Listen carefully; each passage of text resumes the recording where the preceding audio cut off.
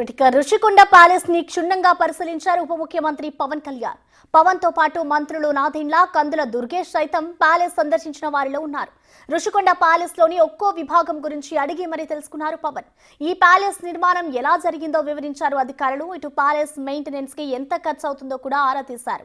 ఆపై ప్యాలెస్ ని వాడకంలోకి తీసుకురావడం ఎలా అన్న రివ్యూ సైతం నిర్వహించారు డిప్యూటీ సీఎం పవన్ కళ్యాణ్.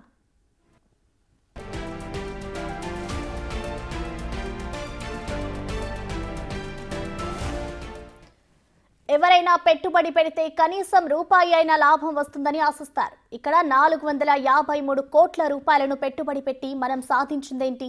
ఈ మొత్తం బ్రేక్ ఈవెన్ ఎలా సాధిస్తోంది?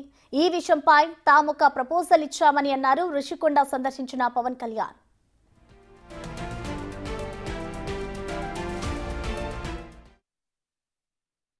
మేము చూస్తున్నప్పుడు పెచ్చులు ఊడిపోతూ ఉన్నాయి. ఆ సీఎం ఆఫీస్ బ్లాక్లో ఆల్మోస్ట్ వాళ్ళు ఎవరు పేషీలో కూర్చునే ఆ పైకప్పు పడిపోయింది, నీళ్లు లీక్ అవుతున్నాయి. ఇది రెండు చేయాలి. ఒకటి, బిల్డింగ్స్ అన్ని సేఫ్టీ ఆడిట్ జరగాలి, అదొకటి చర్చించాం. రెండు, అసలు దీని ఎట్లాగా సేఫ్టీ ఆడిట్ జరిగిన వెంటనే ఎట్లా దీని ఆదాయ మార్గాలు పెంచాలి.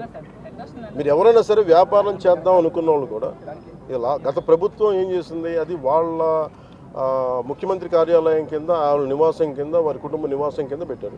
మనం ఆలోచిస్తుంది ఏంటంటే ఇది ఆదాయం, ఇది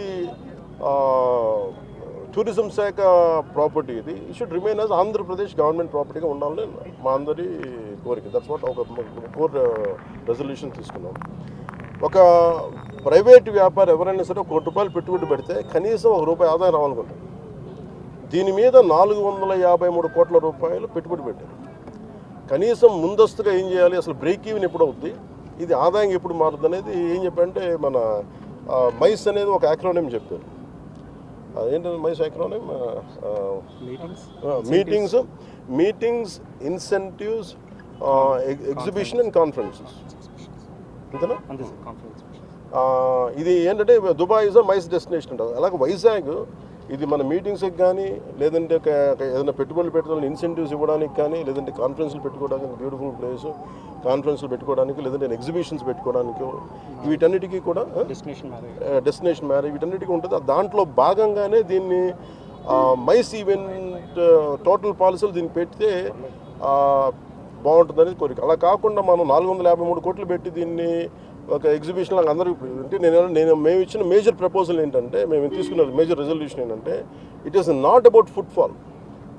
మన టికెట్లు పెట్టేస్తే ఎంత వస్తారు రోజుకి, అది జనం వస్తుంటారు వెళ్తుంటారు, గోల్ ఉంటుంది తప్ప ఈ 450 అంటే నేను ప్రభుత్వం should think like proper business man. నేను టూరిజం శాఖ కూడా అది చెప్పాను. మీరు 453 కోట్లు ప్రజాధనం పెడితే 453 కోట్లు ఎప్పుడు బ్రేక్ ఇన్ అవుతుంది, అది